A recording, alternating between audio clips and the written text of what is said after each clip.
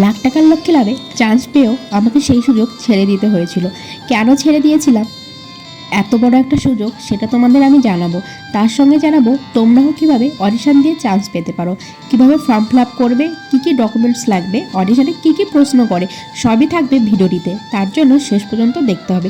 আর এরকম নতুন নতুন তথ্য জানতে চ্যানেলটিকে সাবস্ক্রাইব করে রাখতে হবে। হঠাৎই একদিন বিকালে ঘুমের মাঝে শুনতে পাই মাইকে অ্যানাউন্স করছে আমাদের এখানে সরকারি কলেজে লাখ টাকার লক্ষ্যে লাভে অডিশন হবে।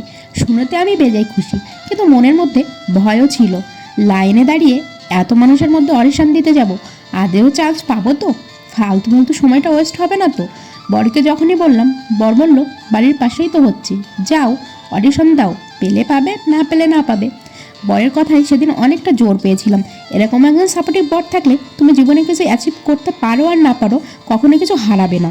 সেদিন সকালবেলা ঘুম থেকে উঠে তাড়াহুড়ো করে সব কাজবাজ গুছিয়ে নিয়েছিলাম, রান্নাবান্নাও করে বরকে খেতে দিয়ে দিয়েছিলাম, আর নিজেও ওর থেকে এক ব্রশ খেয়ে নিয়েছিলাম।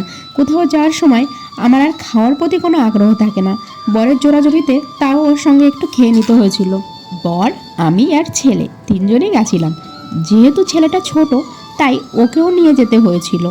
অনেকটা সময়ের ব্যাপার ছিল, তাই ওকে আর বাড়িতে রেখে যাইনি। ট্রেনে করে তিনজনে ঝিকঝিক করতে করতে নিজেদের গন্তব্যে পৌঁছে গেলাম। বাজে তখন ঠিক 12টা। এসে দেখি আমার সামনে না হলেও কয়েক হাজার মানুষের লাইন রয়েছে। এত মানুষ দেখে তো আমি নার্ভাস হয়ে গেলাম। শুধু মনে হচ্ছিল আমি কি আদৌ পারবো। পাশের থেকে বর তো সব সময় সাহস দিচ্ছিল, তাও কেমন জানি খুব নার্ভাস লাগছিল। বুড়ো থেকে গুঁড়ো সবাই দেখি লাখ টাকার লক্ষ্মী লাভের শোতে যাওয়ার জন্য মরিয়া।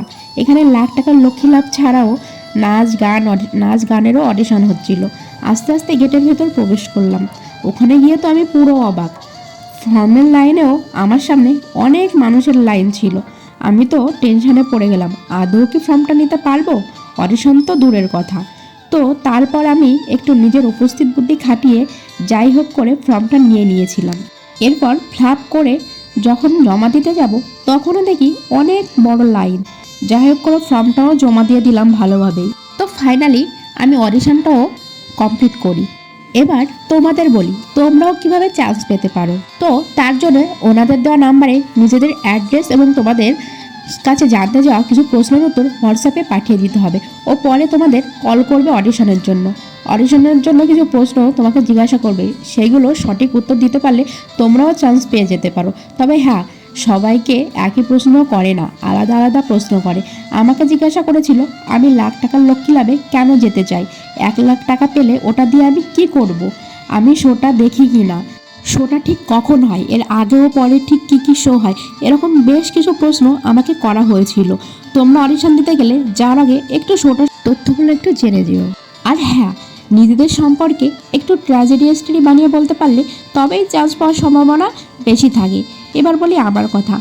আমাকে বলা হয়েছিল ফোন করে নেবে, তবে আমি রান্নাঘরে চান্স পেয়েছিলাম, যেতে পারিনি আমার শাশুড়ি মার অসুস্থতার কারণে।